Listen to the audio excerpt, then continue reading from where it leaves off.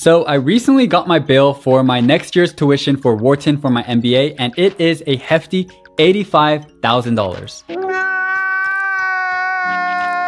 Of course, for business school, you're paying all that money not just for the classes, but before I started school, I was always curious to know what classes were like and where all that tuition money goes.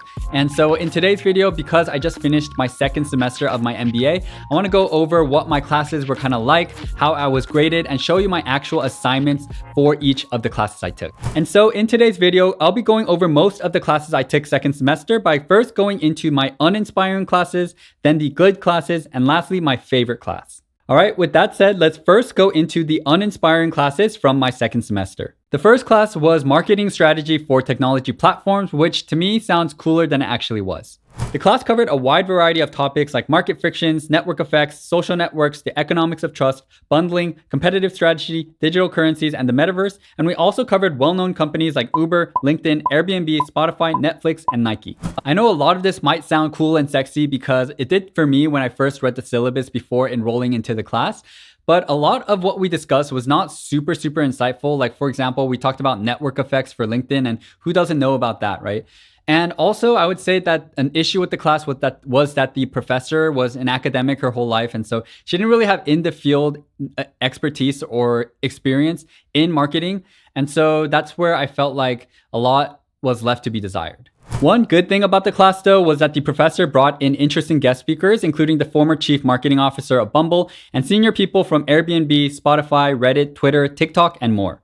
As for the class, 20% was participation-based, and that was mainly just going to class. And then the rest of the 80% were 3 to 5 page reports you had to write answering questions you see here, applying marketing concepts and theory that we learned in class for Twitter, Netflix, BeReal, and Meta, and each of these were 20% of my grade each. The next uninspiring class was Managing Established Enterprises, and this was a class that was actually taught by 3 different professors who rotated and taught 3 weeks each, and the different topics they taught were strategy, human capital, and global strategy. Now, in theory, it sounds like this could have been a cool course, but I found that the strategy section was a little boring because we went over really kind of outdated frameworks like Porter's 5 Forces.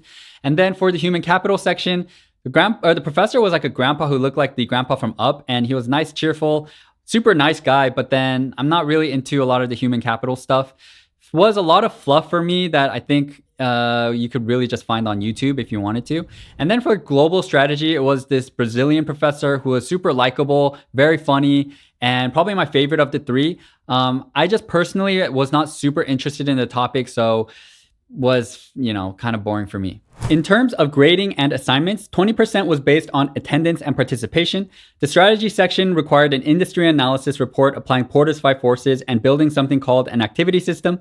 The human capital section was a paper on your previous employer's organizational structure and reward system. And the global strategy section required a 3-question quiz after each class. And these assignments each were 20% of your grade. And then there was a final project and presentation in front of the class worth 20%. Now, I will say for this class that the professors were good at creating lively discussions and drawing insights from my peers, which were probably the most interesting part of the class. And I do think that because this was a core curriculum class, it's fair that the professors did have to teach kind of more basic, fundamental business concepts. But in my opinion, I think that the core classes for business school, especially if you have an undergraduate business degree, a lot of them can be pretty boring. And so I would personally advocate for giving more flexibility to students and having them be able to take more elective classes, which I am going to be doing my second year. And so that might be more interesting. Now, if you clicked on this video because you're interested in getting into business school and one of the roadblocks in your way is studying for the GMAT, as it used to be for me, then there's a resource I highly recommend called Target Test Prep, or TTP. I credit TTP a lot for helping me get a 750 on the GMAT, and back when I was doing research into all the GMAT prep materials that are available, I kept running into TTP on Reddit, and it's also one of the most highly rated courses that are out there. And what I really like about TTP is that it takes a topic-by-topic approach to make sure that you're prepared for any question that pops up on the exam. Here's how it works. For both quant and verbal, TTP breaks down all of the individual topics that appear on the GMAT, and with them come lessons and practice tests ranging from easy, medium, to hard that lets you hone your skills and master each topic. TTP is a one-stop shop that covers both quant and verbal sections of the GMAT, and it's the only company on GMAT Club with a triple-digit 5-star rating.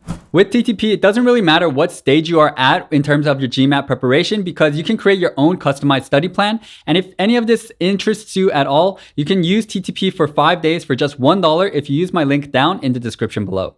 All right, going back into our classes, let me go into a few of the good classes I took. First up was my introductory Python for data science course, which from the get-go was really interesting because we started coding right away in the first class. Now, I unfortunately actually had to drop this class in the middle of the semester due to some personal reasons, but I did really want to mention this class because I personally found it super practical. I felt like I was really learning a new skill, and there are a ton of other coding night classes I could have taken afterwards if I wanted to, and I thought this was just a good example of how when you go to an MBA, you're not just limited to the business courses, but to the wide range of departments that are out there at your school. Now, in terms of grading and assignments, the class had 5 quizzes, 4 coding assignments, one of which you're seeing here, and a final project. The next good class I took was Operation Strategy, and this was a class where I didn't even really love the subject or topic, but the professor was so passionate and just such a good teacher that that's what really made me like the class. The class involved applying a lot of formulas to forecast demand so that you as a business owner could calculate how much supply to order in order to minimize inventory. And this maximizes profitability,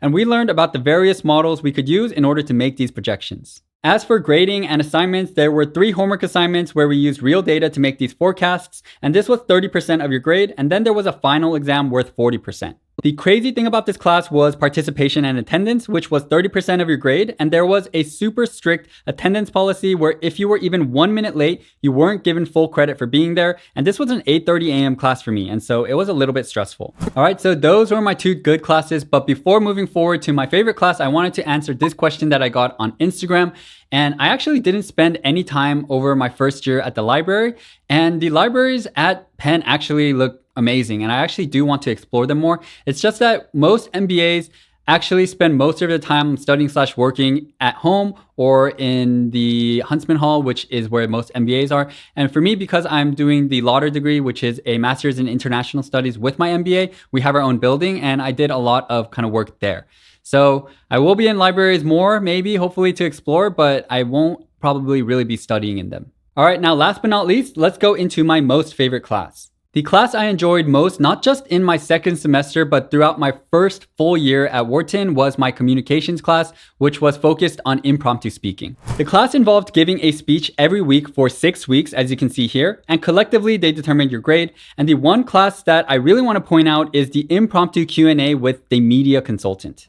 For this class, we were all given different scenarios, and for mine, I was a CFO trying to convince my team that we should invest into Bitcoin. And so I prepared my points and then I walked into class, and there was kind of like a little bootleg CNN media setup with a person who actually had media experience interviewing people. So he was like a reporter.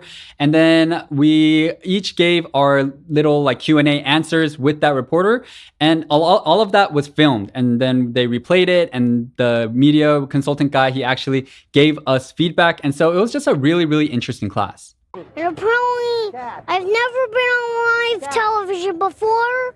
I like this class not because I enjoy public speaking and I rarely actually ever do it. It's more so that I felt like I was practicing a skill that was actually very, very useful. And so that's what I really enjoyed. And I felt like each speech that I was given, because there was always an impromptu aspect where the professor would kind of throw this last minute piece of instruction that kind of threw you off a bit, you really had to think on your feet. And so it really challenged me, and I felt like I got something from each class. So I got these questions on Instagram asking what academic life is like at an MBA, and I hope this video answered your questions. And before I let you go, I wanted to let you know that I'm building out a how to get into MBA course that I'm working super hard on, and I think it's going to be a great resource that you're not going to want to miss if you're interested in an MBA program.